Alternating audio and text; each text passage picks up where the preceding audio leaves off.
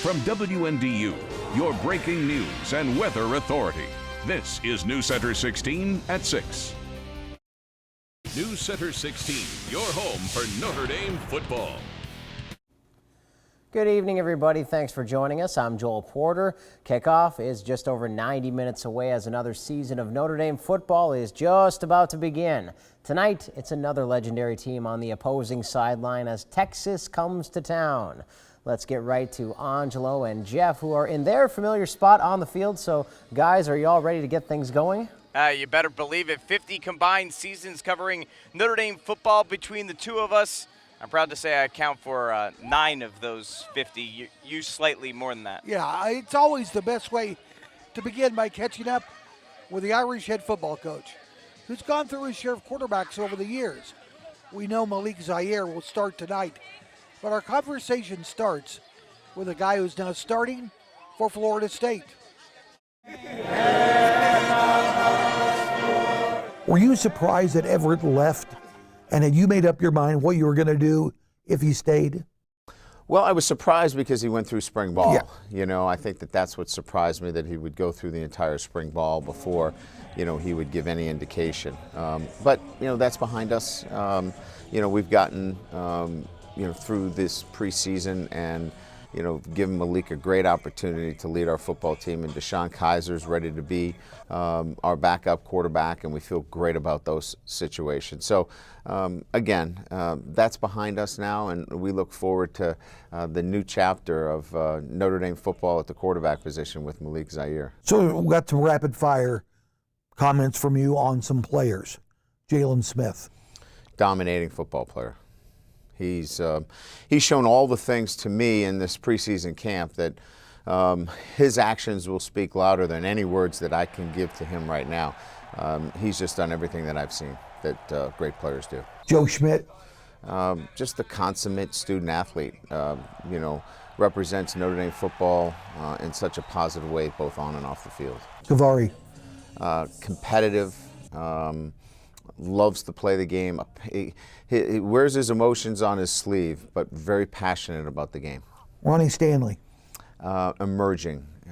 I think one thing about Ronnie is that coming back has been a blessing in a sense that he's emerged as a mature veteran leader on our football team. Will Fuller. Dynamic, has the ability to do some things that most can't do, and that is run vertically, but also, run in traffic. Most guys are one-dimensional. He's multi-dimensional in that sense. Can this team, which is more athletic and deeper than the 2012 team, can it accomplish what that team did, or maybe more? Well, it's always about what you do, in those crucial times in a game. The 2012 team won some close games. Overtime games, came back and really, played big on the road. The Oklahoma game, for example, the goal line stand against Stanford, overtime against Pittsburgh. So, that 2012 team was able to win close games. This team will have to have that same kind of moxie, that same kind of determination, and that will. You have to have the will to win, and I think we've got a lot of great athletes, but athletes don't win games. It's that great determination, and that 2012 team had that. I think this group can have it, but you don't know until you get those types of situations put in front of you. Tonight, the first of hopefully 13 tests for this year's Irish. Certainly the expectations for this team are very high. The simple comparison to 2012 can tell you that. The players are fired up, the fans are fired up, all with hopes of another magical run and whether or not that could happen this year. The playoffs are the ultimate goal, but before that, there's this huge opening hurdle under the lights with the whole country watching. I think the fans are going to be excited for this year because, 19, 20 returning starters. So I think they also know how special this team could be, and they're all excited. Also just going against Texas, Notre Dame and Texas, two of the most historic programs going at it. So I think the fans are going to be thrilled. And like I said, night game, you can't beat that.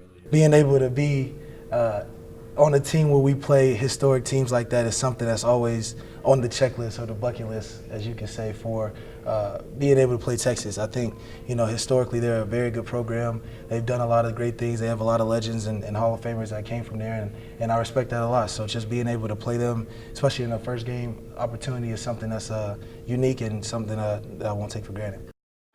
And we'll profile both Malik and Kavari when Chuck joins us, the two of us, for Countdown to Kickoff at 6:30. Zaire is making his second career start, but first here at Notre Dame Stadium. Kavari making his return after a season suspension. Both have a lot to talk about. Yeah, those stories at 6:30 on the Countdown, but we'll be back with more in this newscast in about 15 minutes. Until then, Joel, will send it back to you. Thank you so much, Angelo and Jeff. You are both dry on the sideline, but that was not the case earlier today, as many fans had to duck for cover under some lunchtime showers. Let's go to Chuck and find out if there's any chance of that tonight. How about that? Our future track model last night showed that batch of storms coming down. Then it lightened off of it. Then later in the evening, it brought it back. And we had that. The storms formed over Lake Michigan and then slid south. If you had an early start to the tailgating, sorry, not a good idea. But take a look at radar right now. Things are all clear. It's going to continue. We had a couple showers off the lake, but those have diminished. Looking out over Notre Dame Stadium, absolutely beautiful. 82 degrees. I think with the sunshine, our temperatures will go up a little bit more, maybe 83, 84.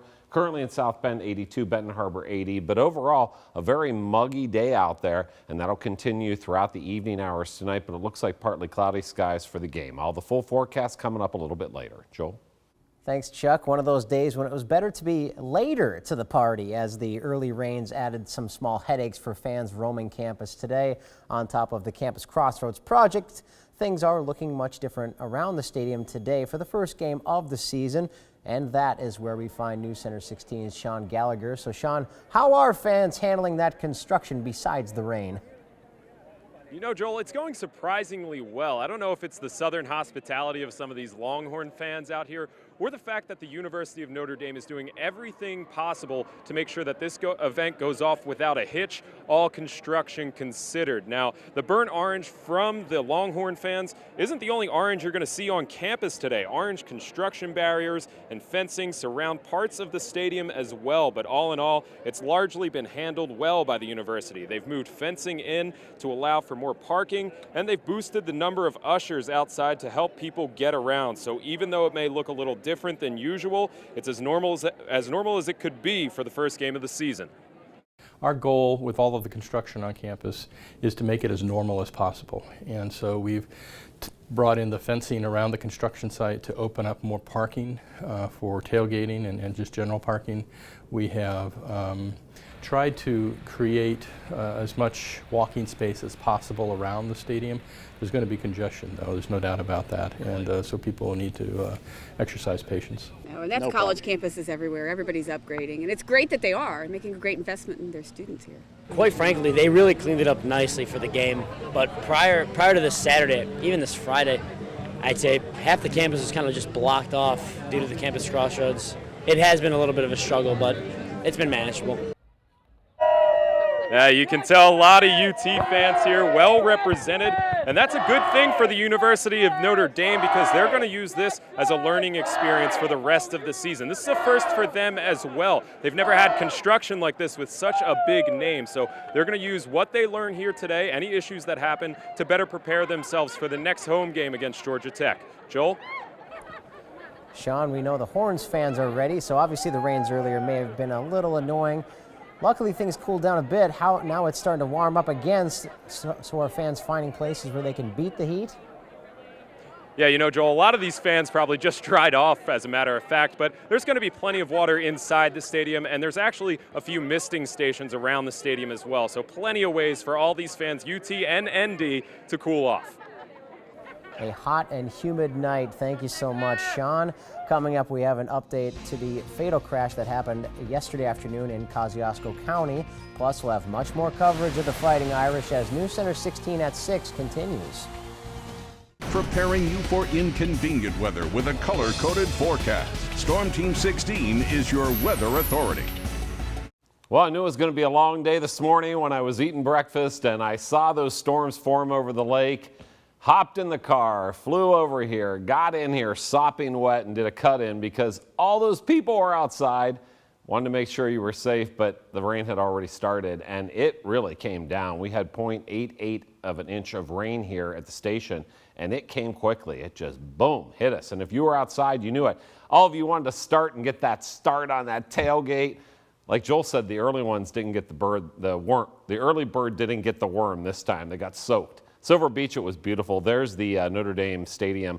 It's 82 degrees, but temperature spiked up pretty quick. I think we're going to see maybe an 83 or an 84 because the sun is still fairly intense. Calm winds, it's beautiful. The dew points are high, 66 in South Bend, 70 in Rockford. What's a high dew point mean? That means it is humid outside, and you feel it when you go outside, plus all that rain. That really helps add to it. That's also going to have the chance for some fog in the overnight hours tomorrow and into the early morning. So South Bend at 82 degrees, Indianapolis at 80, Evansville 95 degrees. It's been hot. We thought we would hit about 85, 86 today, but the rain prohibited that. But again, right now, Plymouth at 78, LaPorte at 80 degrees, and Benton Harbor at 80 as well. If you're heading out to the beach tomorrow, today wasn't a bad day. The afternoon especially, you got some sunshine. Tomorrow it's going to be hot. It's going to be 87 degrees, a south wind 5 to 10 miles per hour. Same drill down in northern Indiana, but the waves will be about a foot. Should be a nice day to head out to the beach. Make sure you put on your sunscreen, no matter what the temperature is. You can see those storms just fire up. See, it was totally clear at night. Then it's all good, and then boom, right there. And then moved down to the south. Then they cleared out. Now we have partly cloudy skies. A chance for a shower maybe, but looks like that is diminished.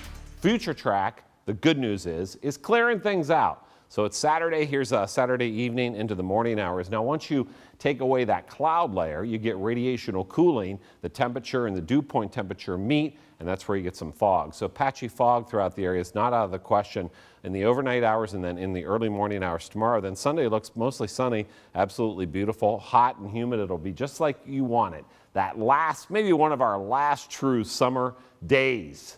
Embrace it.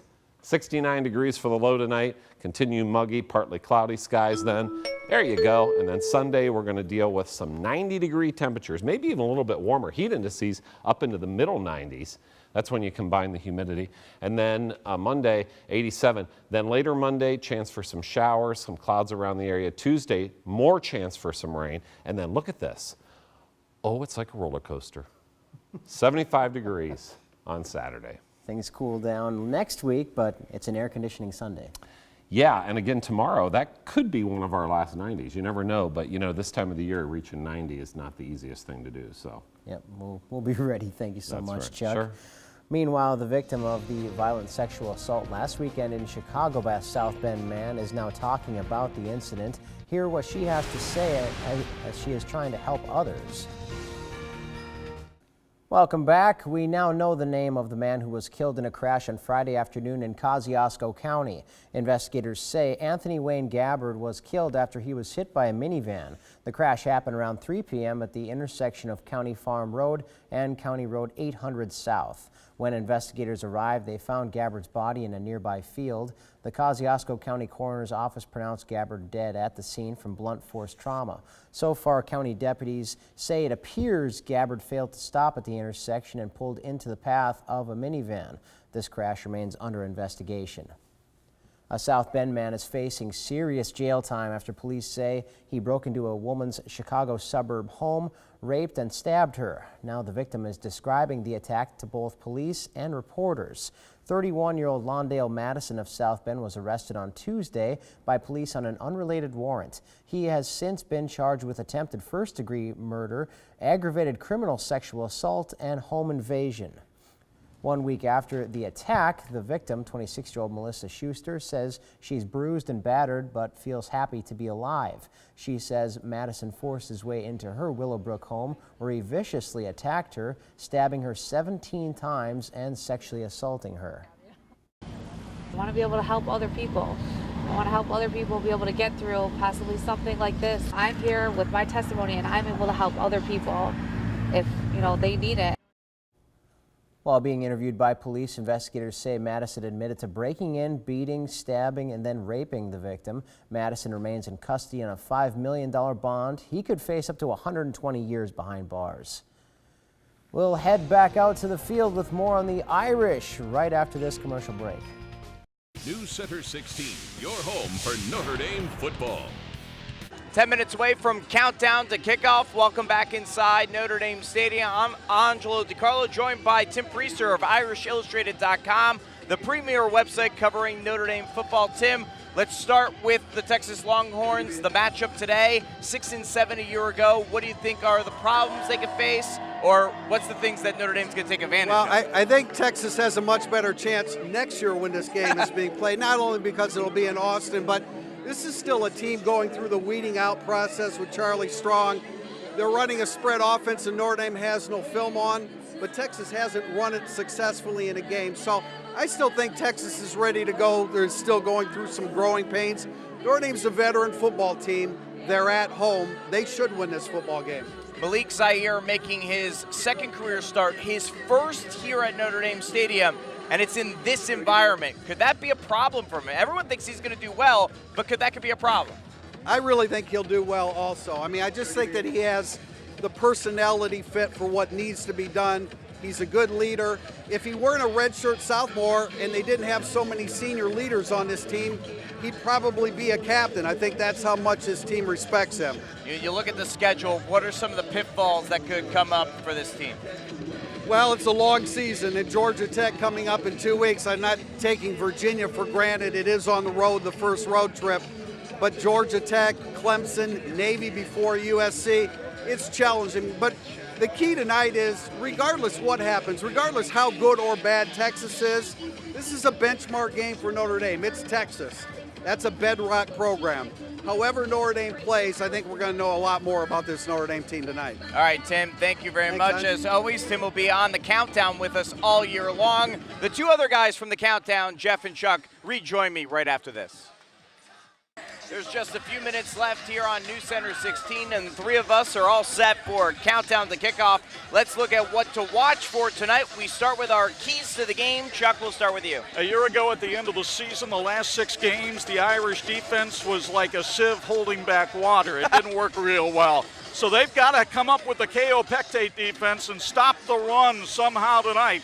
If the Texas Longhorns can establish the running game, long night for Brian Van Gorder's team. My key to the game, Notre Dame's got to get off to a fast start. They cannot call timeout on the first or second play. Or get a flag. Like last year. They've got to start quickly. All right, I'll go with no turnovers. Malik Zaire is the quarterback because the guy last year turned it over too many times. So I'm going to say no turnovers. All right, X factors, Chuck. Well, if you're going to stop the run, they've got to have some strength on the defensive line. The experienced guy there is the one you're looking at right now, Sheldon Day, and the senior has emerged as a leader, but can he lead a young and inexperienced defensive line? My X factor is Omio Ankara. This guy has unlimited potential. He's got to get upfield and disrupt the Texas offense. All right, my X factor is Tarian Folston. It's real simple why. Malik Zaire is making his second career start, his first here at Notre Dame Stadium. He's doing it in a night game against Texas in front of the world. You want to get a run game going really well to take the pressure off of Malik Zaire. So I'm saying Tarian Folston, who's obviously been outstanding the last couple of years, taking it up a notch. And guys, I don't know about you, but I'm ready. We had a little pre-countdown to kickoff here. I'm ready for countdown to kick off. Let's get it on. Let's get it on. And to accentuate your point on the turnovers, the Irish 13-1 in their last 14 games where they've made 1 turnover or fewer. The problem is there weren't a lot of those games under Everett Golson. Yeah. All right, we're going to take a quick timeout, and we'll send it back to Joel and Chuck for last check of the weather. Well, yeah, fans certainly got caught in a downpour earlier. They did. Things heated up, though, and now it's muggy and humid, and it's going to be even more humid and muggy tomorrow. 90 degrees for the high. Monday, 87 degrees. Look at that for the holiday. But then looks like thunderstorms will move in Monday night and then Tuesday, and then we get a cool-off. That's a cold front that pushes through on Monday night and into Tuesday. So anybody spending the weekend at the lake, this is looking like a pretty nice couple days. Not bad, yeah, tomorrow especially. Wear your sunscreen. All right, thanks so much, Chuck. And for everyone out enjoying the game, enjoy yourselves. We will see you right back here after the game.